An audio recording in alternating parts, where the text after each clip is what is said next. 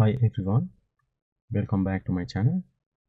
In today's video, we're going to find the area of this rectangle ABC. So how to find that? Well, first, draw a perpendicular line to the base of this triangle, and the angle will be the right angle.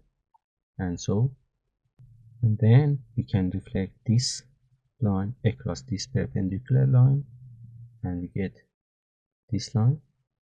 The length should be 5, and now we will have an isosceles triangle.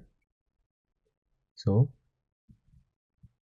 this angle also be 2 theta, and also if we draw a triangle, the external angle, which I call it alpha, is the sum of two remote angles, which I call it beta and delta. So we can write alpha is the sum of delta and beta. If we consider this triangle, if you want to find this angle should be the sum of this angle and this angle. So I call it beta, and we can write theta plus beta is equal to 2 theta. And if we subtract theta from both sides, we'll get beta is equal to theta. So this angle is also theta. This angle is theta and this is beta. So we have an isosceles triangle, and because this side is 5, this side also will be 5. The whole length of this side is 11, and if we subtract 5, we'll get this side, which is 6, and we know that this line is the perpendicular bisector, so it will bisect this length, and we will have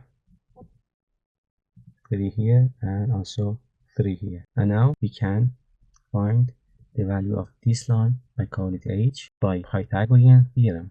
So we can write h squared 3 squared is equal to 5 squared.